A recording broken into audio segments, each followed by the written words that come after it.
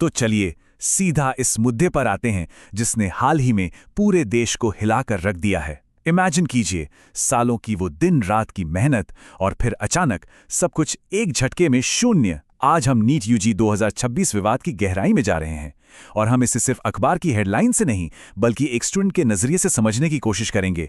वो मानसिक तनाव, वो सिस्टम का फेलियर और आखिर अब आगे क्या होने वाला है। 22.7 लाख। ध्यान दीजिए, ये सिर्फ कोई रैंडम नंबर नहीं है। ये उन मेडिकल एस्पिरेंट्स की संख्या है जिनकी सालों की तपस्या बस एक दिन में रद्द हो गई। भारत की सबसे बड़ी मेडिकल प्रवेश परीक्षा जो 3 मई को हुई थी, अचानक कैंसिल कर दी गई। जरा सोचिए, उन 22 लाख से ज्यादा स्टूडेंट्स के बारे में। उनके दिमाग पर क्या असर हुआ होगा, ये सोचना भी रोंगटे खड़े कर देता है। सच कहूं तो एक मेडिकल स्टूडेंट की जिंदगी सालों तक सिर्फ मोटी मोटी किताबों, लगातार मॉक टेस्ट्स और रातों की नींद कुर्बान करने तक सिमट जाती है। और फिर जब एग्जाम कैंसिल होने की खबर आती है तो ये सिर्फ एक प्रशासनिक सूचना नहीं रह जाती। ये उन स्टूडेंट्स के लिए एक बहुत बड़ा इमोशनल शॉक था जो पहले से ही मेंटली पूरी तरह से एग्जॉस्ट हो चुके थे।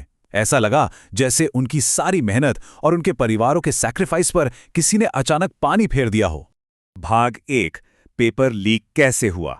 चलिए देखते हैं कि आखिर ये गड़बड़ी शुरू कहां से हुई।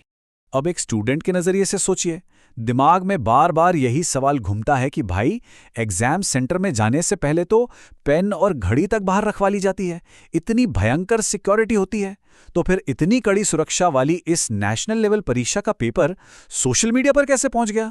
ये सिस्टम का एक ऐसा फेलियर है जिसे समझना हर उस स्टूडेंट के लिए सच में इम्पॉसिबल है जिसने अपना सब कुछ दांव पर लगा दिया था। इस पूरे स्कैम की टाइमलाइन को समझना बहुत जरूरी है। 3 मई को एग्जाम होता है, बाहर से लगता है कि सब कुछ नॉर्मल है, लेकिन फिर 4 दिन बाद 7 मई को राजस्थान के सीकर से एक whistle blower national testing agency यानी एनटीए को एक ईमेल भेजता है। इस ईमेल में लीक हुए पेपर का एक पीडीएफ अटैच था और बस यहीं से इस पूरे घोटाले का पर्दाफाश हो गया। और यही वो बड़ा सबूत था जिसने आखिरकार 12 मई को एनटीए को पूरी परीक्षा रद्द करने पर मजबूर कर दिया। यहां जो नाइंसाफी है वो बिल्कुल साफ नजर आती है। एक तरफ वो स्टूडेंट्स हैं जिन्होंने सालों तक खुद को कमरों में बंद रखकर पागलों की तरह पढ़ाई की, और दूसरी तरफ राजस्थान के कुछ कोचिंग हब में भारी कीमत पर बिक रहा एक पीडीएफ जिसे स्मार्टली गेस्ट पेपर का नाम दिया गया। और सबसे शॉकिंग बात पता है क्या है? इन्वेस्टिगेशन में सामने आया कि इस गेस्ट पेपर में केमिस्ट्री के 100% सवाल असली पेपर से मैच करते थे और बायोलॉजी का पेपर भी पूरी तरह से लीक हुआ था। लिटरली कोई चांस ही नहीं छोड़ा गया। भाग 2, सिस्टम से टूटा हुआ विश्वास। एनटीए की क्रेडिबिलिटी पर उठते हुए बड़े सवाल। अब ये जो मुहावरा है ना, दूध का जला छाछ भी फूक फूक कर पीता है, ये आज के स्टूडेंट कम्युनिटी के मूड को एकदम परफेक्टली डिफाइन करता है। बार बार होने वाली इन गड़बड़ियों की वजह से स्टूडेंट्स के मन में अब एक गहरा शक बैठ गया है। उन्हें लगने लगा है कि एग्जाम कंडक्ट कराने वाली इस नेशनल एजेंसी ने अपनी पिछली गलतियों से लिटरली कुछ नहीं सीखा है। ये 12 मई की वो ऑफिशियल प्रेस रिलीज है जहां एनटीए ने फाइनली इस पूरे मामले की जांच सीबीआई को सौंप दी। एनटीए ने कहा कि परीक्षा रद्द करने का यह फैसला छात्रों के हित और सिस्टम में विश्वास बनाए रखने के लिए लिया गया है।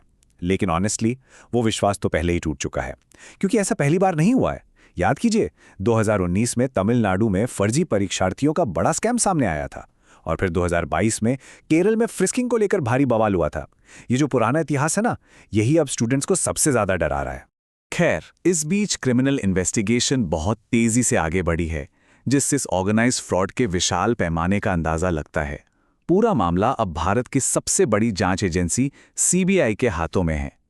उधर राजस्थान पुलिस के स्पेशल ऑपरेशंस ग्रुप ने 15 लोगों को अरेस्ट किया है, जिनमें 5 तो मास्टरमाइंड ही बताए जा रहे हैं। और सबसे इंटरेस्टिंग बात, ये सारे सुराग इस लीक को सीधे नासिक के एक प्रिंटिंग प्रेस तक ले जाते हैं। मतलब ये कोई छोटी मोटी चोरी नहीं थी, ये एक बहुत बड़ा और वेल प्लान्ड सिंडिकेट था। भाग 3, रिफंड की भूल भुलैया को नेविगेट करना। चलिए देखते हैं कि ये प्रोसेस काम कैसे करता है। अब स्टूडेंट्स को अपना ही पैसा वापस पाने के लिए इन सारे स्टेप्स से होकर गुजरना पड़ रहा है। पहले एनटीए पोर्टल पर जाओ, लॉगिन करो, फिर फीस रिफंड पर क्लिक करो और अपनी बैंक डिटेल्स मैन्युअली डालो। इसके लिए 27 मई की डेडलाइन रखी गई थी। अब जाहिर सी बात है, मन में सवाल आता है कि यार, जिस अकाउंट से पैसे कटे उसी में ऑटोमेटिक रिफंड क्यों नहीं दे दिया। तो इसका लॉजिक ये है कि भारत के ग्रामीण इलाकों में बहुत से स्टूडेंट्स साइबर कैफे से फॉर्म भरते हैं और पेमेंट भी वहीं से होता है। तो ये मैनुअल एंट्री इसलिए रखी गई ताकि रिफंड का पैसा कैफे वाले के पास जाने के बजाय सीधे स्टूडेंट के बैंक अकाउंट में सुरक्षित पहुंचे। और यहाँ आप रिफंड का एग्जैक्ट अमाउंट देख सकते हैं। जनरल कैटेगरी के लिए 1700 रुपये, ओबीसी और ईडब्ल्यूएस के लिए 1600 रुपये और बाकी कैटेगरीज के लिए भी इसी तरह रिफंड सेट किया गया है। लेकिन इस पूरे स्ट्रेस के बीच एक छोटी सी राहत की बात बस ये है कि जो री एग्जाम होने वाला है उसके लिए स्टूडेंट्स को कोई नई एप्लीकेशन फीस नहीं देनी पड़ेगी।